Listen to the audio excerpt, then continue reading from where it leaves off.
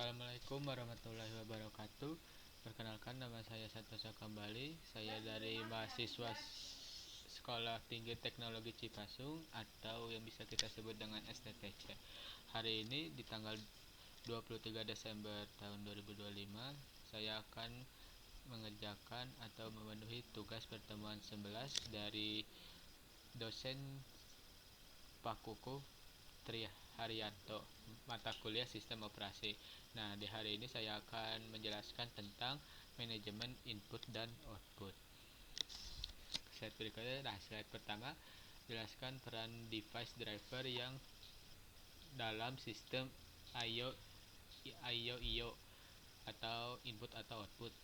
Nah, device driver itu merupakan perantara antara sistem operasi dengan perangkat keras atau hardware pada laptop. Nah, sistem operasi itu sebenarnya tidak bisa langsung ngobrol dengan hardware. Jadi, dibutuhkan device driver supaya perintah dari sistem operasi bisa dipahami dan dijalankan oleh perangkat I/O. Nah, hubungannya dengan saya mempunyai laptop. Laptop itu versi Aspir E1 431. Nah, hubungannya dengan laptop saya dan peran dari device driver dalam sistem I/O di laptop saya. Nah, device driver itu kan perantara antara sistem operasi dengan perangkat keras hardware pada laptop yang sebelumnya dijelaskan. Nah, contohnya itu, ini gambar gambar tampilan laptop saya. Nah, contohnya itu drive, keyboard, dan touchpad memungkinkan sistem operasi menerima input ketika penggunaan mengetik atau menggeserkan kursor. Nah, bisa dilihat di sini ada gambar tentang driver keyboard dan touchpad-nya yang bisa seperti peran mouse, pengganti mouse seperti itu. Cuman ini sudah menyatu dengan laptop di Acer Aspir E1 431. Nah, yang kedua ada driver audionya, memungkinkan suara keluar dari speaker atau handphone. Nah, yang ketiga ada driver wifi yang membuat laptopnya bisa terhubung ke jaringan internet. Yang terakhir ada driver hard disk yang memungkinkan sistem operasi membaca dan menulis data ke penyimpanan. Nah, seperti ini di dalam tampilan laptop Aspir E1 431. Nah, dalam sistem I/O, device driver itu bertugas satu, menerjemahkan perintah dari sistem operasi menjadi instruksi yang dimengerti hardware. Lalu yang kedua itu mengatur proses input dan output agar berjalan stabil dan efisien. Nah, yang ketiga, menjadi penghubung agar berbagai perangkat pada laptop dapat digunakan oleh pengguna tanpa perlu memahami cara kerja hardware secara langsung.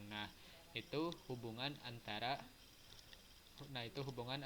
peran device driver dalam sistem I/O di dalam laptop saya yang mereknya Aspir E1 431. Nah, lanjut ke yang berikutnya, apa itu perbedaan buffering dan coaching. Nah, perbedaan buffering dan coaching. Buffering dan coaching itu sebenarnya sama-sama berhubungan dengan penyimpanan sementara, tapi tujuannya itu berbeda. Nah, untuk buffering itu proses menyimpan data sementara saat data sedang dipindahkan dari satu tempat ke tempat lain supaya aliran data tetap lancar dan tidak tersendat.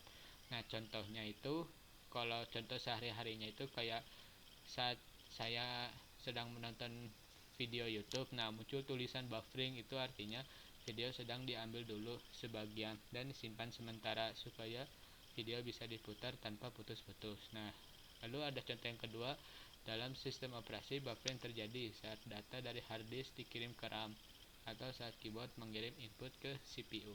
Nah, yang kedua coaching-nya. Nah, coaching itu merupakan proses menyimpan data yang sering digunakan agar bisa diakses lebih cepat di kemudian hari tanpa perlu mengambil ulang dari sumber aslinya.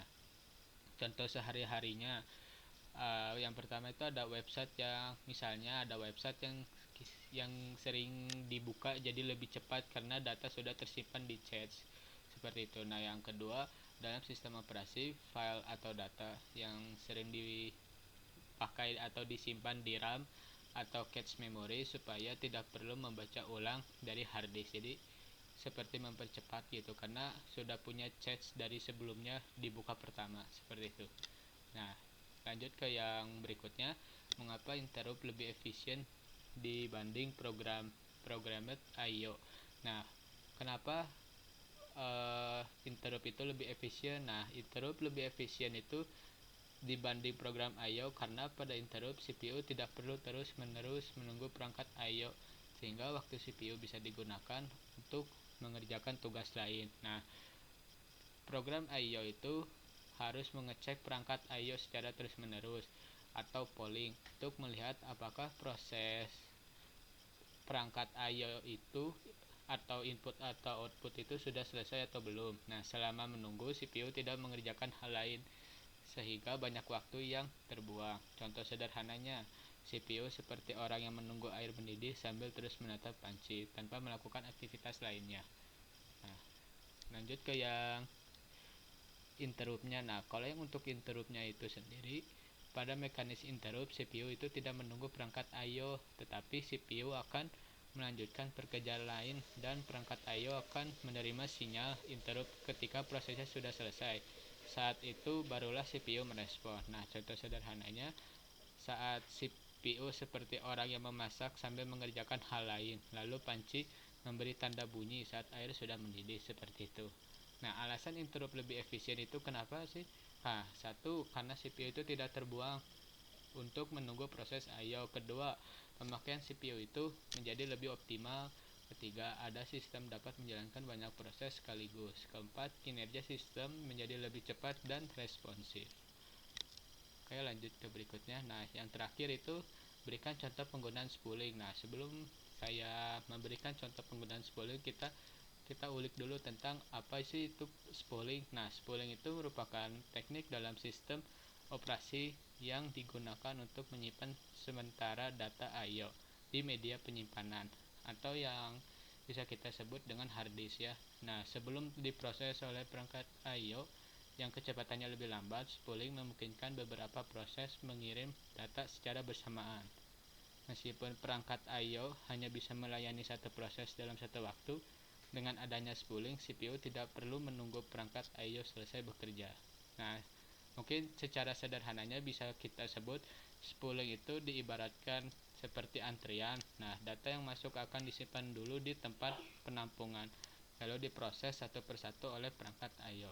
Nah, baru kita lanjut ke judul soalnya, yang contoh penggunaan spooling. Nah, contoh penggunaan spooling, contoh paling umum dari spooling ialah proses percetakan atau printing. Nah, yang pertama, dokumen yang akan dicetak tidak akan langsung dikirim ke printer. Yang kedua, sistem operasi menyimpan dokumen tersebut terlebih dahulu di hard disk dalam bentuk print queue atau antrian cetaknya. Nah, yang ketiga, printer akan mengambil dokumen dari antrian tersebut satu per satu. Nah, yang terakhir, selama proses percetakan berlangsung, pengguna masih bisa menjalankan aplikasi lain tanpa harus menunggu printer itu selesai. Contoh lain penggunaan spooling. Nah, ada tuh contoh lain penggunaan spoolingnya. Yang pertama ada antrian cetaknya atau print spooler pada Windows atau Linux. Kedua ada pengiriman tugas cetak dari beberapa aplikasi sekaligus pemrosesan output ke perangkat lambat seperti printer lama atau plotter. Nah, sebelumnya mohon maaf, sekian dari saya. Mohon maaf jika ada salah kata. Saya pamit. Assalamualaikum warahmatullahi wabarakatuh.